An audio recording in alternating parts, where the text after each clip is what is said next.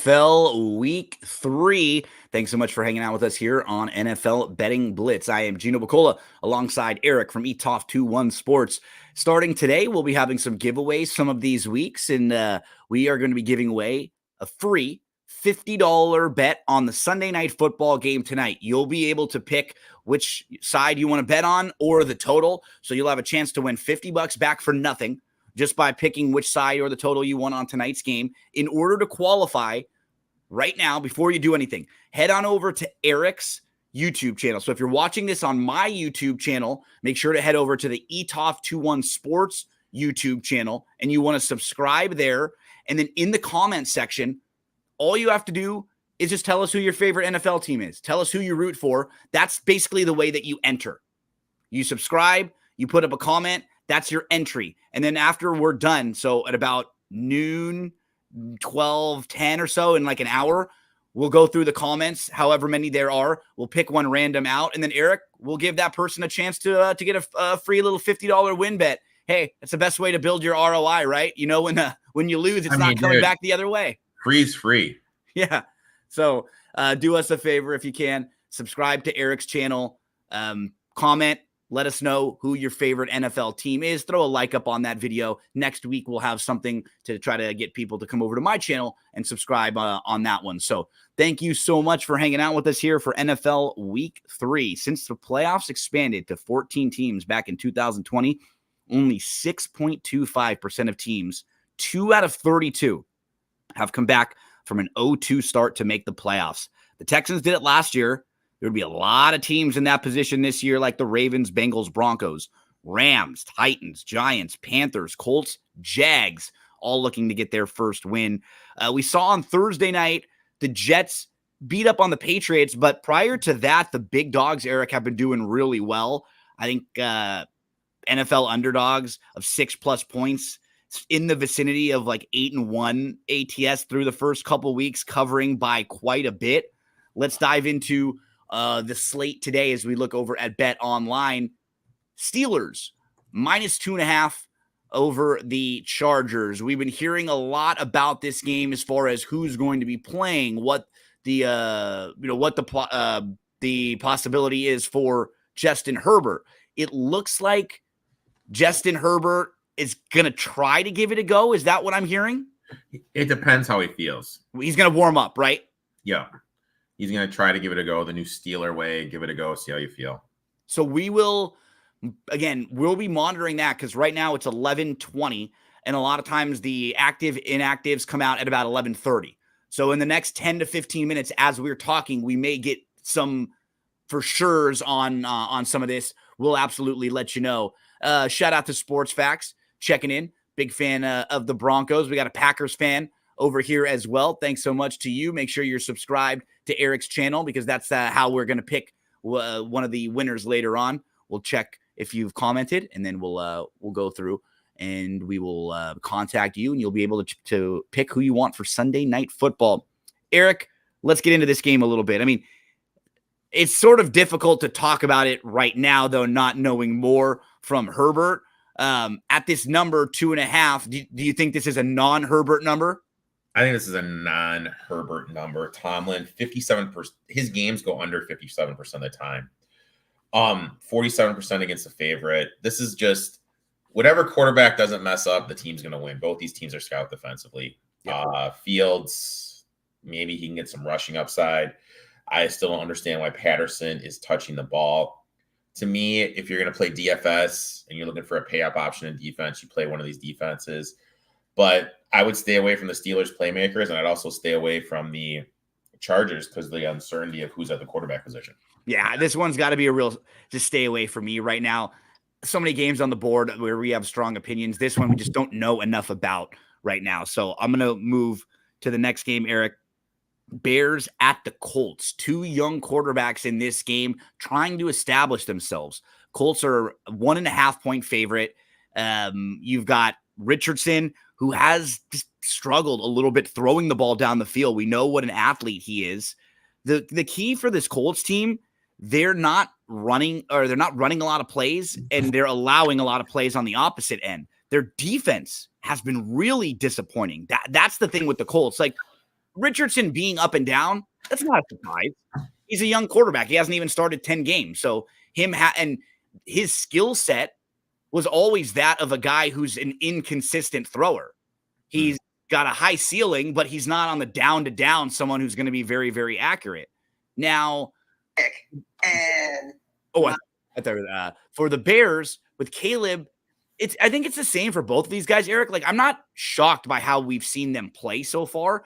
These are athletic guys who they need some help around them, and they don't have a lot of it quite yet. I think for Richardson, he's had some trouble with drops, a little decision making here and there, and his defense has hurt him. For Caleb, he struggled because the offensive line has been really, really bad, and you're still learning the speed of the NFL game. Do you have a strong opinion in this way, one side or the other, Bears, Colts? I took the Colts here -1.5. Teams at home, week 3, 55% against the number. Bears are 31st DVOA in offense. The tackles have been brutal. The interior of the offensive line has been bad. Stewart and Payne are going to be living in this backfield. Williams may be good in time. We don't know. But right now, we do know he's PFF graded 31 quarterback out of 33. Only 267 yards passing, no TDs. How is he going to do on a game on the road? The weakness of the Bears defense, stopping the run. What's the strength of the Colts offense, their offensive line? I expect a heavy dose of Jonathan Taylor here. Colts are averaging over only 19 minutes, 54 seconds of time of possession per game, worse than the NFL by far. Slane Steichen isn't an idiot. He's going to realize that's what he needs to do is lean on the run game more, have a lot less of Richardson throwing the deep ball. Colts defense is struggling, but I think it's because they're getting tired. If you look at it toward the beginning of the game, they're great. At the end of the game, that's when they tinkered out. I think this is going to be a heavy dose of Jonathan Taylor. Colts have the advantages in the trenches and the coaching advantages. Teams that are 2-0 ATS that are road dogs in week 3, 41% against the number. Bears are 2-0 ATS somehow. So I think the spot and the matchup tells me take the Colts here. God, I don't have a real strong opinion here. A couple more checking in. RG, Dolphins fan, and Dan is the Bears as we talk about the Bears. Just couldn't get either side because I do think both of these teams have a lot to prove offensively. This was another one of those kind of stay away games for me. Not the case on the next one for me. I locked this one in at +2 earlier in the week. I'm on the Vikings side here. Erik, Vikings are hosting the Texans. In a couple of weeks so far, I've been really impressed with the Vikings, especially defensively. They're throwing a lot of different looks at you. Flores has guys, I think, that fit his style a little bit more this year than he did last year. They just seem to be more talented, I think, overall on the defensive side. And looking to the offensive side, this feels like a game you continue to lean on Jones. They got a nice win over the 49ers last week, but it wasn't one of those games where they got lucky to win that game. They actually dominated that game and had a couple bad bounces. They could have lost because things didn't go their way, and they were still able to drive at the end of the game, put the game away. I was very impressed overall. So I locked this one in. Minnesota +2, a little money line on this one for me. Talk to us about how you set this one up. I think earlier in the week, you kind of had no opinion here, right? I still have no opinion. We really don't know how Stroud is going to look against this defense.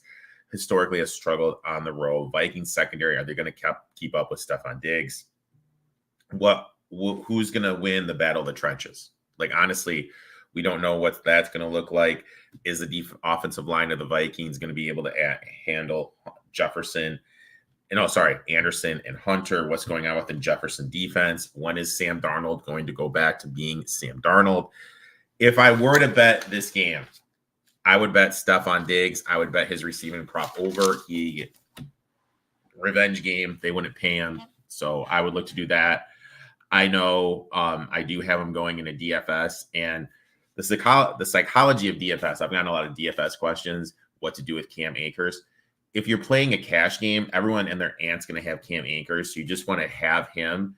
And it's not necessarily that you have Cam Akers. It's the money that is opened up because you have Cam Akers. How are you going to beat the other person?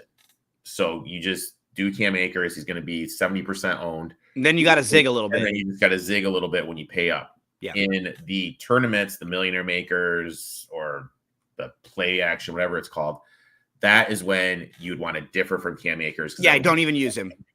Yeah, don't even put him in your lineups a lot of the time there. It doesn't make as much sense just as far as trying to win. A lot of the times it's not about playing it safe. It's about how you're going to win, right? How do you have an opportunity to win and get that separation there? Let's go, Erik, to the Browns hosting the Giants. This number at Cleveland, -6.5. They're coming off the win against Jacksonville. Jacksonville did not play well in that game. They kind of shot themselves in the foot a few times. And you're looking at a Giants team who lost last week because their kicker got hurt on the opening kickoff. And they became the first team in NFL history to score 3 touchdowns, allow no touchdowns, and lose in regulations. And they lost to a team who had a kicker convert 7 field goals to beat them just because they couldn't. They didn't allow a touchdown. They had a post-game winning expectancy of 71.2%. And I mean, it was like little things. They couldn't kick a field goal with 2 minutes left to go in the game to tie the game. They had to go for 2, I think 3 or 4 times in a row because the punter missed the extra point earlier in the game, so they didn't continue to try it. I do like the fact, too, Erik, that they got Neighbors involved. He was targeted 17 times in the game. He had 10 catches, and he had a pretty bad drop late in the game. I think that's something that'll motivate him moving forward. That was a rookie. He was just playing his second game, and he had this big game, but he'll probably have a bad taste in his mouth because one of the last things he remembers was not being able to get a big grab when they needed it late in the game. I think that's just too many points for the Browns for a team that doesn't cover with margin and it doesn't have the most incredible offense. So I'm on the Giants side here. I think any 6 and above, I'm fine. Giants, you mentioned it. They got unlucky last week. Obviously, they have a kicker. Teams 0-2 to start the season, 56 ATS, 56.3% ATS. When they're dogs, it's up to 60.9. When they're road dogs, 62.3. That's where the Giants fit into this. We still don't know what's going on with Conklin and where's at the time we're recording right now. No word playing or not playing. Giants defensive line is solid. Do we really trust Watson? Only 40.6% ATS is a favorite. Daniel Jones, as much shit as he gets, he's 64% ATS as a dog. Look, the trend say to bet the Browns. I think the Giants, and that's what I'm doing here. I think the Giants are a little bit underrated. I think the Browns are a little bit inflated. Browns still have some issues. Amari Cooper is dropping a lot. Do we trust Watson? What's going on? Injuries with the offensive line, secondary into the middle of the field are a little banged up too. I'm going to take the Giants here in kind of a must-win spot. Just got news. Jordan Love is inactive too. Yeah, I'm going to take the Browns here. I got it 6.5. I mentioned more. Sorry. Yep. I'm going to take the Giants here at 6.5. Look, I mentioned Amari Cooper. I'm going to put it in right now. Amari Cooper over 50.5 yards receiving. Contract year, numerous drops. He is second in the league in air yards. So he's getting past deep shots. He's just not bringing them in. Giants secondary isn't that good. I'm going to do it here. It's 49.5. This next game, Erik, is just, it's gambling 101, win or lose, right? Because everybody has seen the Saints. They've looked so impressive. They looked like one of the best teams in football. They've been very, very good. They 2-0. They kicked the crap out of Dallas last week. This game a week ago was Eagles -3. It got all the way up to Saints -3. So because of a 2-game sample size where the Eagles should have been 2-0, this game flipped almost 6 points. That's insane in just like a week and a half's time. I think even if you don't like the Eagles as a team, if you were able to get the 3, this is one of those pure numbers games that you have to jump in on. The key for me too in like the matchup, right? The Eagles have a very good offensive line, one of the top 3 probably in all of football. Their defensive line is better than they've been so far. Jalen Carter has had a terrible start to the year. Like, they have more talented players on the defensive line than they've been able to play so far. And then defensively, they were really good when they sent just one extra man on the blitz last week. They didn't blitz on the final drive until they already reached the 7. So they did so many things wrong late in that game where they could have won. And honestly, Erik, I feel like if they win that game on Monday night and they don't blow it late to the Falcons, is this even at least? Like maybe 2 points, 3 points. I don't know if it's all the way as Eagles favored by 3, but it's probably closer to a pick 'em. Yep. And that's how we have to get in, right? The Barkley dropped the ball. Sirianni made a bad decision in that game. They absolutely could have and should have won that game. And for the Saints, Erik, I'm going to steal your line because I've heard you say it many times. You got to buy low and sell high. And that's exactly what we're doing with both of these teams right now. I wanted the 3. 3 was my buy-in point. I missed it, never got it. If it gets to 3 beforehand, I'll be locking it in. What I did do in this game is I did take Chris Olave over. Excuse me. I took his receiving prop over. I'm trying to pull up it right now. It was in the mid 50s. My thought process is this. Eagles 31st DVOA defending the pass. They are giving up the second most receiving yards. 66.5. They're giving up the second most receiving yards to wide receivers. I think with how good Shaneed's been, they're going to look to take away the deep ball. They're going to have linebackers up to go against Kamara. This is going to, be a great situation. They haven't needed Olave yet. Field. Yeah, this is a great situation for the middle of the field. Yep. Now they can lean on him in this game too. I completely agree. I think it should be a good Olave game here. I don't even want to knock what the Saints have been doing. This isn't a game or a situation where I'm saying, oh, the Saints have played poorly, or I'm expecting the Saints to come out and crap the bed. It's just everything has gone so well for them efficiently. They've come out, all of their drives, they've started every game, touchdown, touchdown, touchdown, touchdown. They've gotten up. They've been able to do whatever they wanted, then run the ball when they want, throw the ball when they want. It just doesn't work that way. There's going to be a game or two where you're going to have a turnover early on. You're going to get behind. The ball's not going to bounce your way every single time. So it's probably coming soon for the Saints, one of those games. That doesn't mean they can't settle down and win that game, but there's just going to be a game adjustments, and there's always going to be like it'll be different to see what it's like for them when they're behind. We haven't seen it for them yet. Everything's been perfect. Derek Carr's been dancing, doing pelvic thrusts out there in the end zone. It just might not always be that way. So the Eagles have a good team in the trenches to be able to slow them down a little bit right there. Let's continue along, Erik. We go Broncos at the Bucks. Tampa's feeling really good right now. They've started the season strong. One thing that's been very important for them, Godwin just looks really healthy, and Baker's been very good. This is one of the best versions of Baker we've ever seen. Now, honestly, he seems comfortable.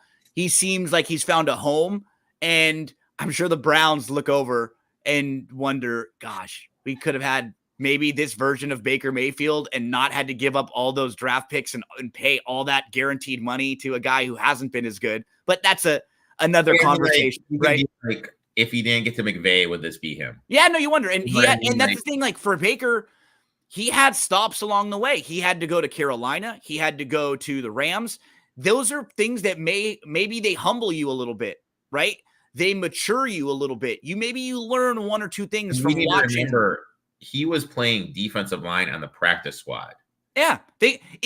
More than anything, I think this situation shows you that him, Stefanski, they weren't really getting along at that point.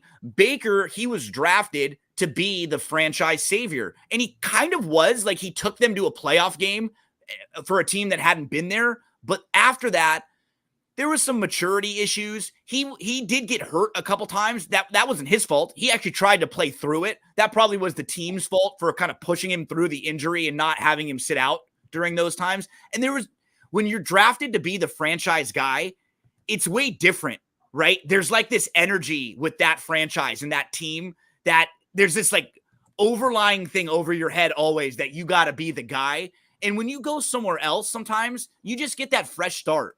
Like, there just felt like there was so much less pressure on Baker in Tampa, right? Yeah. You're right. Baker, like, I've been a big Baker fan forever, but he brought some of it on himself. He wasn't always the most mature guy. He seems like he's a lot different now. It feels like these are things he's learned along the way. He's had his stops along the way. You pick something up from, Carolina. What were you doing wrong there? You pick something up from the Rams and McVay. Now you get back to Tampa. They put you in a good spot. Hey, all of a sudden, he's probably got the best weapons he's ever had at Tampa for receivers, right? With Evans and with Godwin, with those two guys being healthy. And just real quick, Shefty just tweeted out Herbert is active. And looks like Love is warming up. No, he tweeted out that he's inactive. And he's inactive. He was warming up, but not going to play. So Malik Willis, they'll go. And I think that's one of those situations where they got the win last week, so it kind of buys them another week, right? With a guy like Love, you're probably not expecting to get wins with Willis, but you already banked one. So you know what? Hey, if Love is really on the fence, let's give him a whole nother week. If we lose one game, we came out of this 1-1 without Love. If we lose one, yeah. Right? That's pretty good. That might be where they are right now. A lot of times teams do that when they have an injured, like a star that's injured. You're waiting till you lose to bring him back, right? Yeah. And that makes a lot of sense. So we get the Malik Willis revenge game coming up, and that's going to be where we head next. But first, let's give any more thoughts. Broncos, Bo Nix hasn't really been able to move the ball down the field. But 6 is kind of a big number for a Tampa team that doesn't score a whole lot of points either. Like, is this too much for them to have to cover with margin here? So what I did here is I have 2 bets in this game. I took the Broncos here plus the 7. I would take it still at its current number. Bulls is a favorite, 48% against the number. Home favorite, 44. Baker is a favorite, 37. Teams on a 2-game losing streak to start the season that are dogs, 56% against the number. Buying low, selling high. Teams that were 7 or more point dogs that won on the road as a dog the week before that are home favorites, 46% ATS, because we need to remember this team was 7.5 point favorites last week at Detroit, and they won. When we look at the last week, Bucks 2 of 10 at third down. Lions had 274 more yards of offense, had the ball longer, in the red zone basically every time. They shot themselves in the foot. I think this is just a little bit inflated. Also, I talk about teams that are on the field for over 80 plays on defense. Bucks were on the field for 83 plays. They're banged up in the secondary. Vita Vea, who's the best run stopper in the league, he is not going to be playing. This is going to be the easiest defense Bo Nix has been able to play. I think he's going to be able to throw the ball. So I took the Broncos here. I got them at plus 7. And I also took Javonte Williams over 15.5 receiving yards.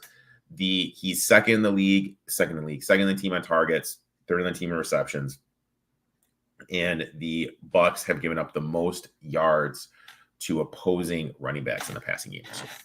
Couple things to mention to all of you out there. Don't forget to subscribe to Erik's channel. If you're watching this right now, just head on over, subscribe to Erik's channel, and then comment with your favorite NFL team. That's all it takes for you to do. And then you're entered in for a chance to win a $50 free bet tonight.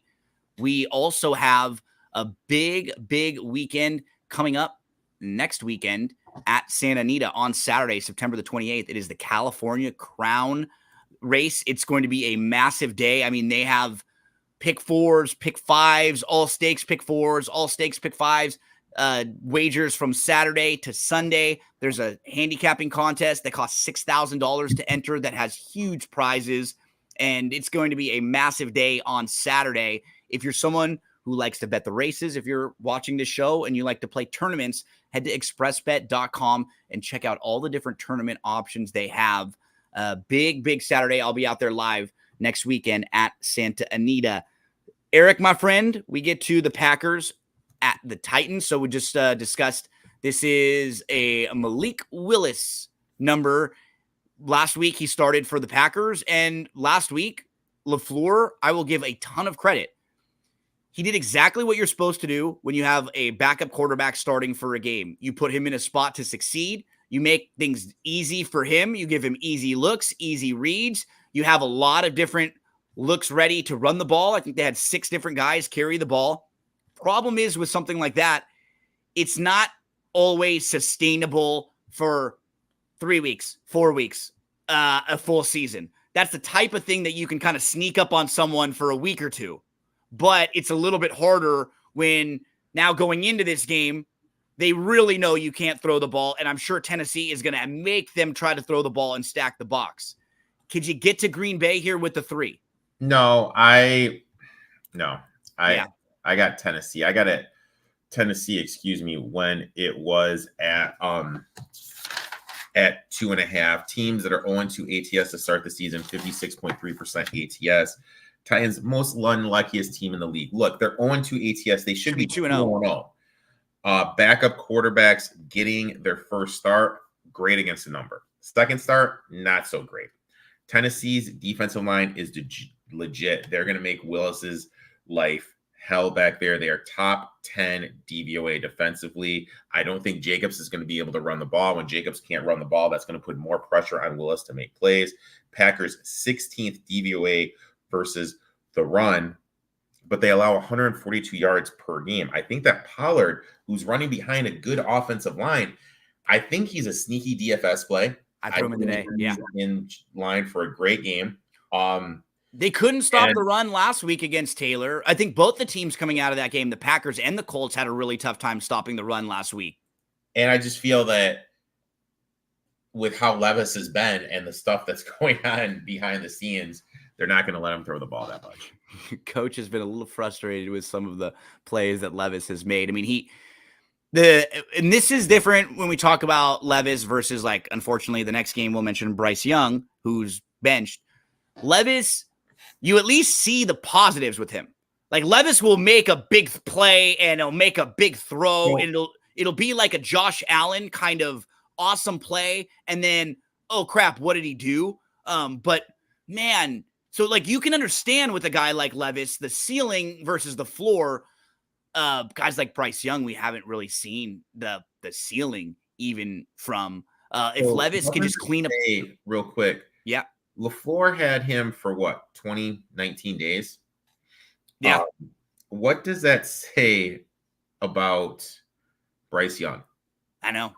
You know what I mean? And the coaching staff that's been around him too, because they never even tried to make things a little easier for him like this. Like they haven't tried to lean on the run and play action pass because you're running so much short looks. Like it's almost like sometimes you draft the quarterback and you want him to check all the boxes instead of making life easier for him. So I don't want to give, like, Bryce Young hasn't been good. So I don't really want to be defending Bryce Young.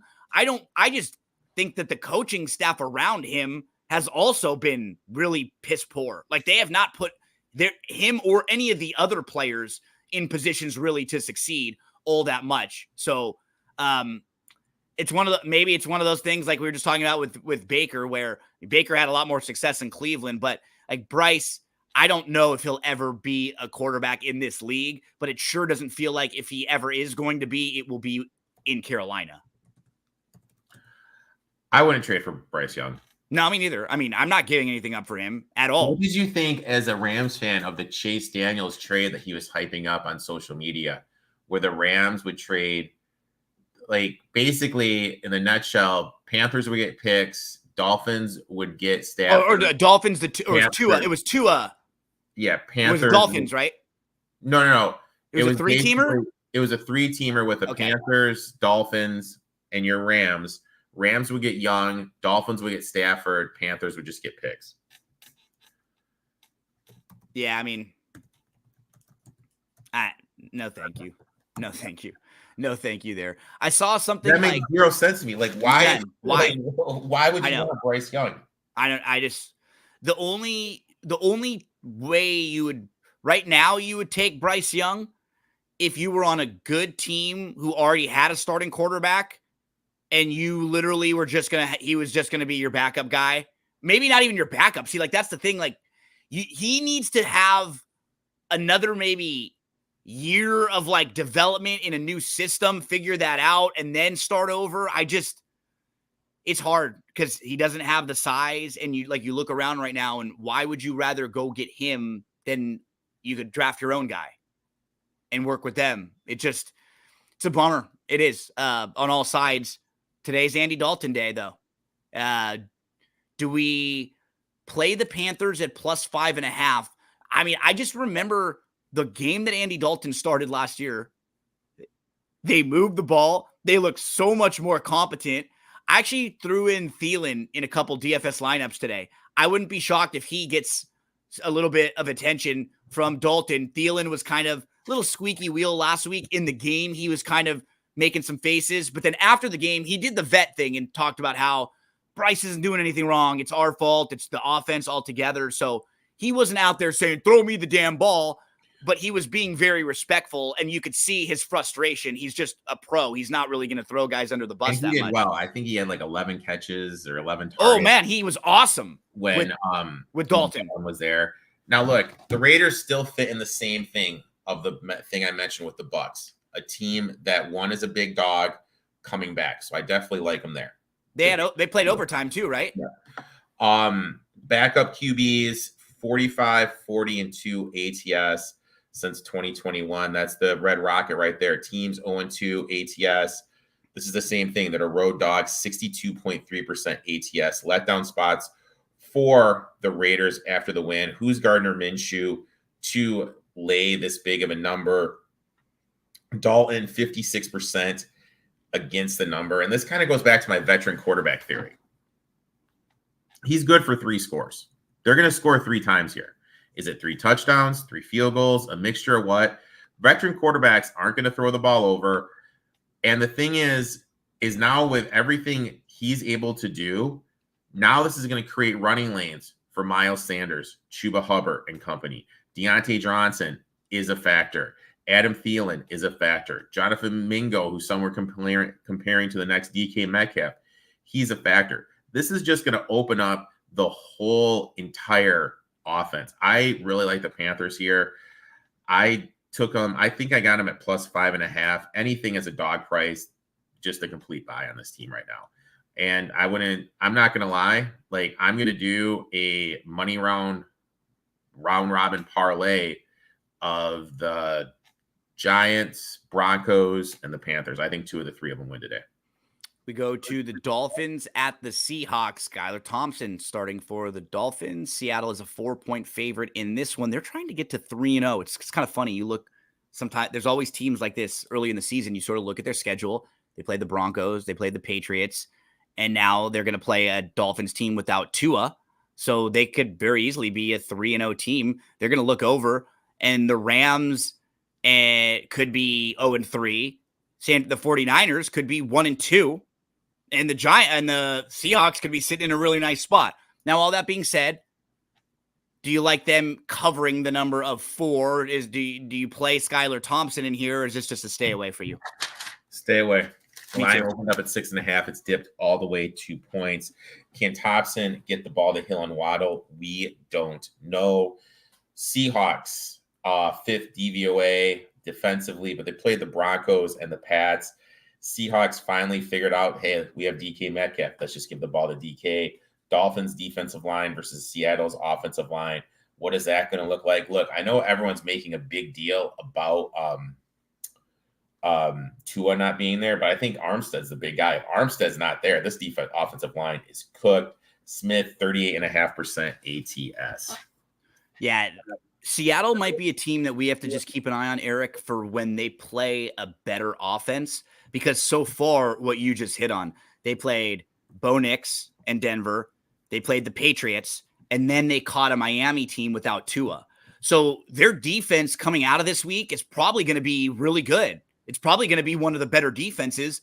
I don't know if we're sure how great it is, though, because it might be that they just beat up on some inferior opponents. So when we see the Seattle team maybe playing a better offense in the coming weeks, that might be something to keep an eye on, because they may not be used to the level of offense that they may have to play there. So, awesome. Erik pointed out you've got the wheel that you can bring up at the end, and we'll spin. I got the wheel all queued up. Awesome. So we'll spin that wheel, and we'll see who wins the free $50 bet. And it won't be like you have to sign up for a particular site or anything. We'll just make the wager for you. So if you win Sunday night, you'll just get $50 coming back to you. Boom. Pretty simple. Like the easiest bet that you've ever made. Easiest thing in the world to do. My friend, let's move to your Detroit Lions at the Arizona Cardinals. Detroit is a 3-point favorite now on the road, coming off a game that they absolutely should have won, and they ended up blowing. They started over 3 in the red zone. They ended up 1 of 7 in the red zone. They had another interception just outside of the red zone. They outgained Tampa by 230 yards. They had 26 first downs to just 14 for Tampa. They won the time of possession by almost 8 minutes.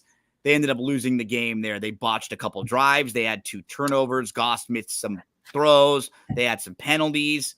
So that was a disappointing game for them, but you're going to have a couple of those throughout the year where you probably just should get the job done and you don't. Now, the Cardinals, they're pretty overvalued right now too because they just beat up on the Rams. So I don't know if there's a whole lot of value in this game on either side. Did you jump in one way or the other? Nothing to do with this game. Like, I had this game circled. I was hyping this game, but Cardinals values a little bit overinflated now. They lay the smackdown on your Rammies. I'm sorry. Yeah. I think they're a little inflated right now. I want nothing to do with this game. Complete stay away. Campbell, however, is one of the best coaches in the league, ATS. So I don't know. Lions need to figure it out. I feel that they're kind of playing with their food a lot right now. One thing to mention before we move to the Ravens Cowboys, if you're sitting back like Erik and I will be today playing these NFL games on Sunday, and if you're looking for some extra action, there is a mandatory payout in the Rainbow Pick 6 at Gulfstream Park today. That's a 20-cent wager. The bummer is that it was building and building. Today was supposed to be the mandatory payout day, and somebody hit it yesterday for like $300,000. Massive score. So the pool won't be as big, but it still is a mandatory payout. So it'll, no matter what, it's getting paid out today, and it's one of those 20-cent base wagers in the mandatory pick 6. So you can play a lot. Yeah, you can play a nice ticket for $40, $25, not necessarily having to spend a couple hundred. Keep in mind, they're off the turf. I'm going to put out a ticket in a little bit after we finish our show. I'm just going to go back and look at some of the changes that they've made with the grass, and then I will post my ticket a little after. So if you need some help, just follow along and I'll show you how I'm playing that. Or maybe start taking a look right now. You want to put a few bucks in while you're watching some of these games. I believe the pick 6 starts at around 2:50 Eastern time today. So you still have a couple hours from right now. If you didn't even know this and you're hearing, you still have about 3 hours to get your handicapping done. So plenty of time there for the pick 6 and today. Hey, I'm 1-0 in my bets posted at Fresno. So I love Fresno. So the big Fresno fair, baby. I love it. I'm 1-0 in my Fresno investing so far. Those no-cal fairs are awesome.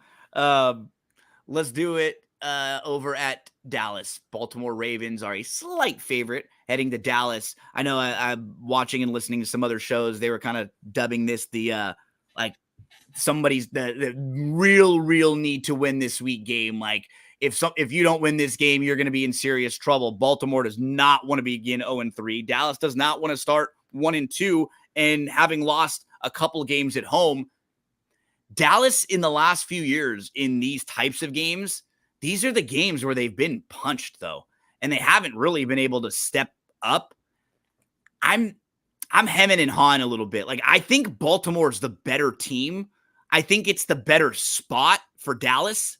I'm not sure if I'm going to dive in one way or the other, though. Do you have a strong opinion here? I'll tell you what, Lamar 20-1 now against the NFC. Right. I mean, but it does seem a little trappy. Andrews 4,800 in DFS on DraftKings. I know I do a DFS article. I do a DFS segment every week on my podcast. I said this was the Lamar Jackson game. Like, this is the game where Lamar is going to show everyone he's the MVP. I don't understand what the Cowboys are doing defensively. It's like they're trying to fit.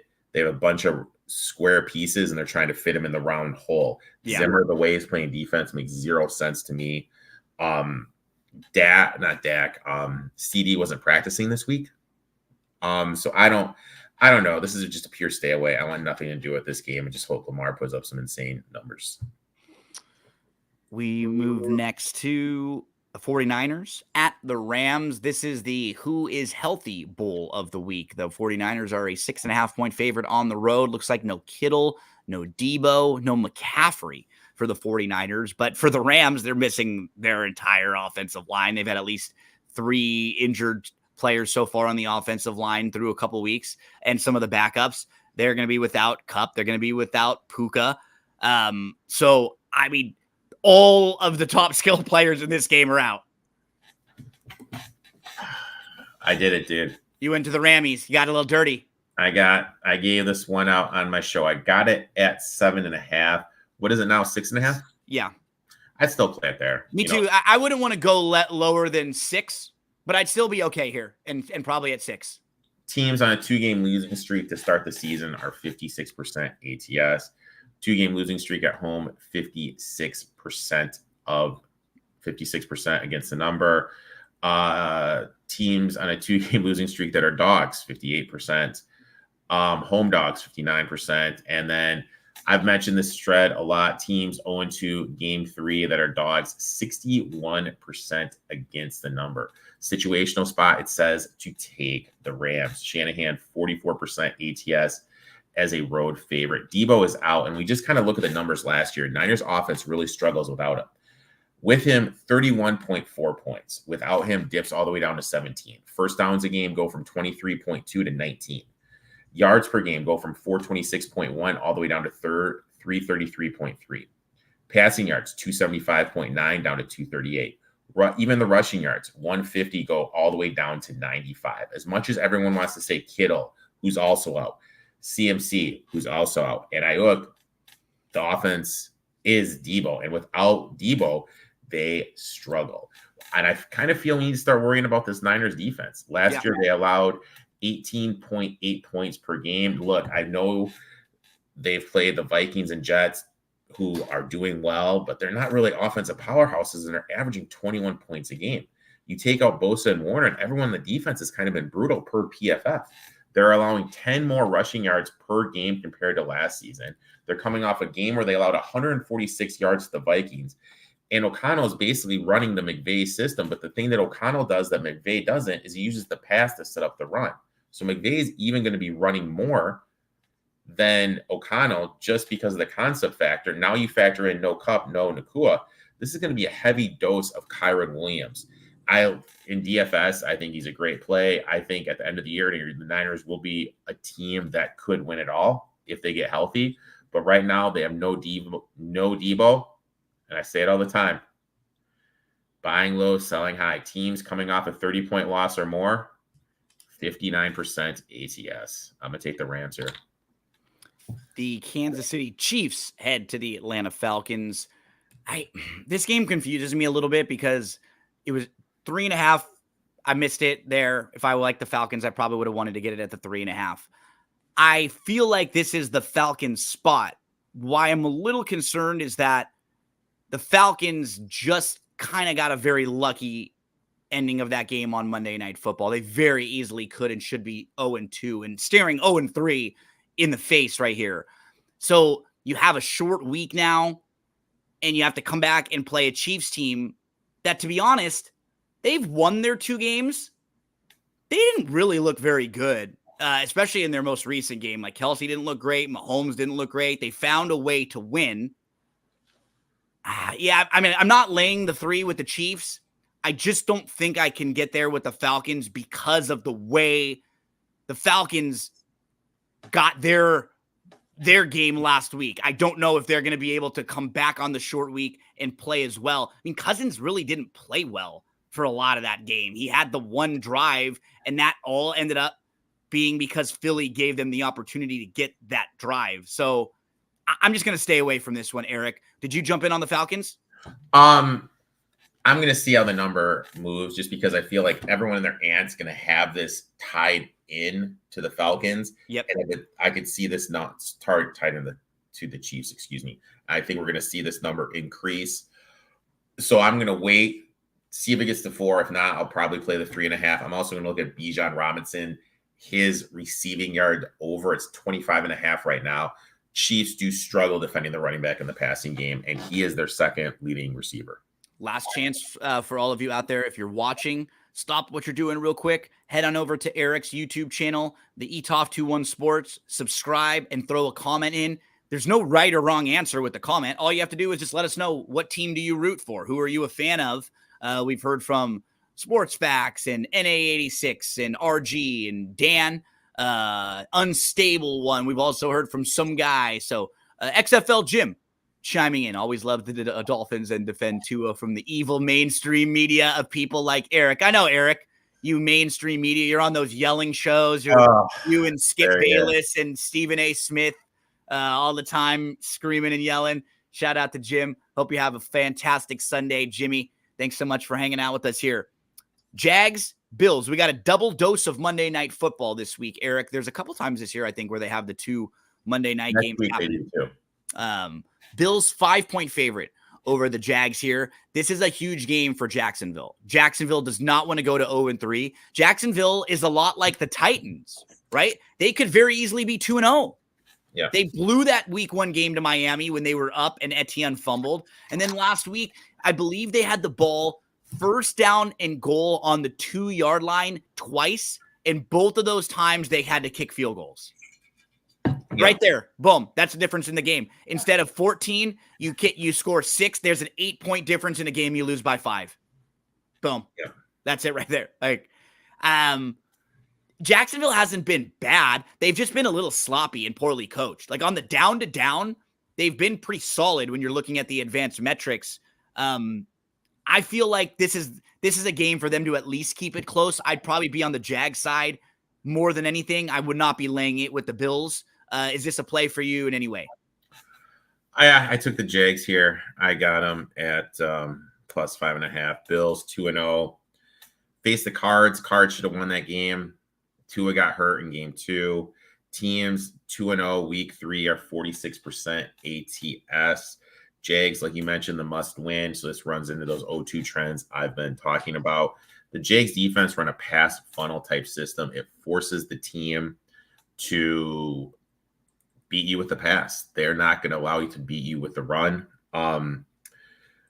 Bills, can they stop the Jags run game? That's what it comes down to. What the Bills want to do defensively, are they going to be able to stop Travis Etienne? I don't think they're going to be able to. Bills have some injuries. I think this is a letdown spot for the Bills. Allen struggles historically against the Jags. And there's just a ton of trends that support the Jags here. So I'm going to take the Jags here plus the 5.5.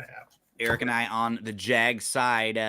Let's finish things up with the Commanders at the Bengals. Bengals are a 7.5-point favorite here. Bengals bounced back. They played a lot better last week. They played in a game where they absolutely could have won. It wasn't like week 1 where they were just really, really bad. Few things went wrong against them last week, but that was a better performance from them. Now they're a 7.5-point favorite. What scares me just about the number here is Washington's going to try to run the ball. They're going to try to extend the drives, and they're going to probably, cut down on the overall drives. So that eliminates opportunities to really cover more with margin. That's something that concerns me. Shout out to Old Man Betting Sports and Tori Cameron also checking in. Both of you are now entered for the $50 free bet. We'll pick that in just a minute. Erik, Washington Bengals, talk to us about this one. Well, somehow I'm still alive in Circa. I'm taking the Bengals. Those who don't remember, Bengals were the ones that did me in last year. I had the Jaguars against the Bengals in that Monday night game when Trevor Lawrence got hurt. Daniel, I've watched the games. Daniels is a check down Charlie. I think Austin Eckler's in line to have a good game. Oh, yeah. He can't throw the ball. Well, he's not going through his progressions at all. I wouldn't say he can't. I think he's scared. Yes. McLaurin needs the ball. Can the back 4 of the Commanders compete with the Bengals wide receivers? Commanders offensive line versus Hendricks. How is that going to look? Burrow in these week 3 games is perfect against the spread where his team is 0-2. Off back-to-back losses, 5-0-1 in his career, 57% ATS off of a loss. I'm going to be on the Chase overs here. Malik Neighbors, 10 receptions, $126, a touchdown. Godwin, 8 receptions, 83 yards, a touchdown. Mike Evans, 5 receptions, 61 yards, 2 touchdowns. I am all in on Jamar Chase here. I'll take some of Jamar Chase props, but I definitely won't be betting a side or anything. Eric, as we say goodbye, you're going to get our wheel all set up. Yeah, wheel's ready to go. Awesome. So we've got everybody from Tori, Old Man Betting, and XFL Jim. You added them all in there? Tori, Old Man Betting Sports, XFL Jim, NAA86, RG, Dan, Some Guy, and Sports Facts. I think that's everyone, right?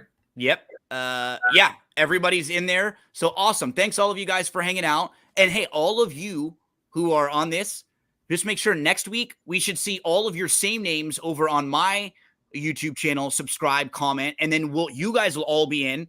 We're going to do the same thing next week with a $50 win bet for Sunday Night Football. So same exact thing next week. It'll just be on That's What G Said YouTube channel. Same exact thing.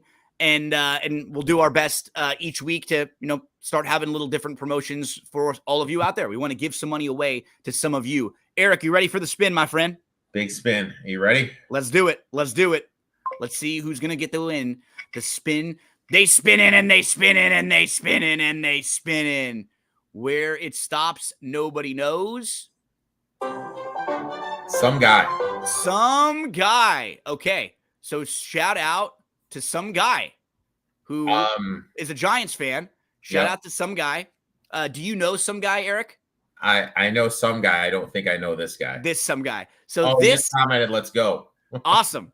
So some guy, do us a favor.